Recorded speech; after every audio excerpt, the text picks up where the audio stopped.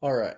So yesterday you should have done a little research on boundaries.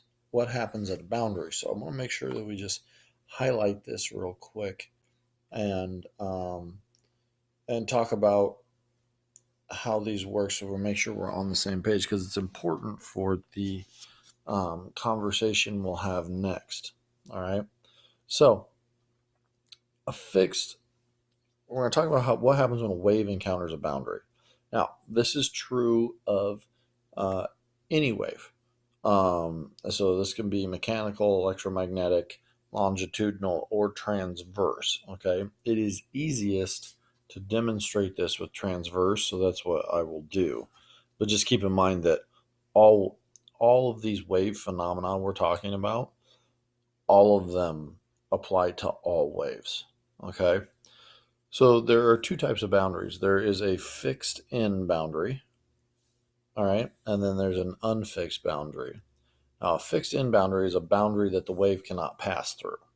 Okay, so for whatever reason, whatever it hits, it just can't go further. So one of the easiest ways to draw this is to pretend this is my slinky, and then it's attached to some permanent anchor there.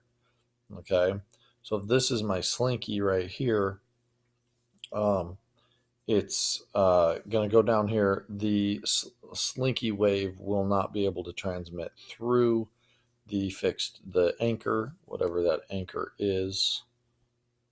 Okay. Sorry, my pen's not wanting to work there. That's supposed to say anchor.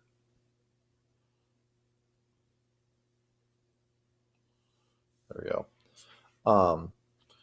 And so what will happen when we send a wave at an anchor? So what will happen is, so let's say we're starting, you're standing on this side of the wave right here. This is you.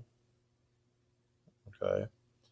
And you give it you send a pulse like a crest or a trough down the wave. So what you end up sending, and let me erase this and draw this, is you end up sending one single pulse. So that's not what I wanted, sorry.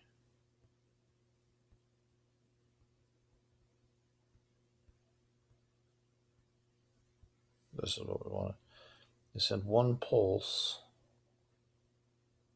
down that way, and so this pulse is traveling that way.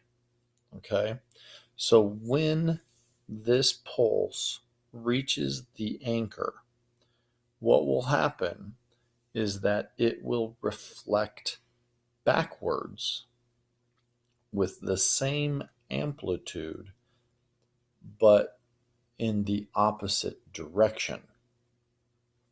Okay, so if we were to do that, what you would see is this is before the reflection, and then down below I'll draw it after the reflection.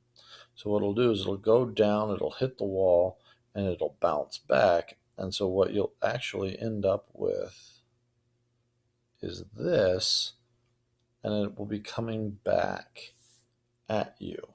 Okay, so this is an example of what would happen at a boundary. So any type of wave that hits a boundary that it cannot propagate through will reflect back, all right, with the magnitude of the amplitude the same.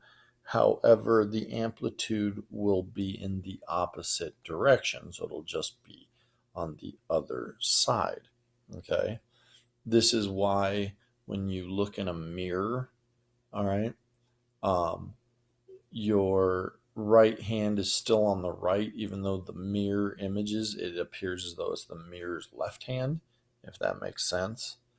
That's why, like, when you take a selfie in a mirror, like the way that the selfie takes a picture and the way that the mirror kind of reflects it back, it gets all messed up. Like which hand is which, like trying to figure out which hand is your right hand and which hand is your left hand. And that is very difficult because your camera ends up flipping it and also the mirrors end up flipping it. So this is a natural phenomenon that happens all the time. This also explains things like echoes, right? Because uh, we would not be able to hear an echo unless it reflected it back. Okay. Also, this is why we can see anything, because light has to hit something and then bounce back and come to our eye for us to be able to see it. So, um, this phenomenon here is extremely important. You know, you're not going to be asked about any of that on a test, but what you will be asked about is specifically what happens when a wave encounters this type of boundary. Okay, so let's talk about what happens when it hits a new medium. Okay, so actually, before I do that, what I want you to do is now would be a good time to pause. All right, and go grab one of my slinkies and with your table partner reflect some waves. All right, so have one person be the permanent boundary, the other person send a pulse down, and just observe this behavior. It doesn't matter which way you send the pulse; when it gets reflected, it'll come back on the opposite side. So, like I said, this is a good time um, to practice this. All right. Now, um, so go ahead and pause and do that. All right. So you should have sent some uh, reflection pulses down. Let's now talk about an unfixed boundary. What happens here? So this would be a situation where, like, pretend this is my slinky, and then we change the medium into a different. We either change the medium from one slinky to another, or something like that, and so we change mediums like this. So maybe it's a different spring or something like that. Okay. The boundary here is right there. That's the boundary. Okay. So where the two meet, as long as the wave can still propagate through the new medium, um, this is how it will behave at the new boundary. Okay. Um, So this one is a little bit similar to the first, to a fixed end boundary, but also we have to understand that the wave can continue to propagate. So we'll kind of redraw this here in a second. So if I draw my wave pulse again, so you're standing down here at this left end, and you send a wave pulse down. Oh shoot, I keep grabbing the line, and so there we go. There's my wave pulse, and it hits the boundary. Okay. When that pulse, and this pulse obviously is moving to the right here, okay, when that pulse hits that boundary, two things will happen. One, some of the wave will continue to propagate through the new medium. And that makes sense. As long as the medium can be traveled through, it makes sense that the wave would propagate through it. The other thing that will happen is some of the wave will do exactly what happened up here at a fixed end boundary. Some of it will reflect back.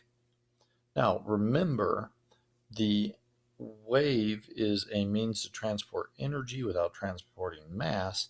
So what ends up happening is a little bit of energy is lost when this is lost, not necessarily lost, but it's just divided. And so some of the energy continues through the new medium, and some of the energy is reflected back. So what ends up happening is you get a smaller bump on the way back and a smaller crest continuing to propagate forward. Okay. Now, I don't know if I drew this real well, but this first crest here is supposed to be about the same size as both of these amplitudes combined. Okay.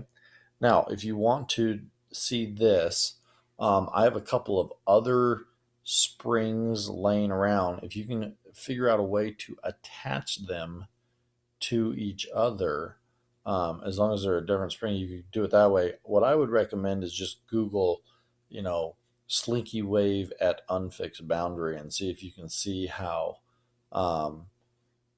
see if you can find like a YouTube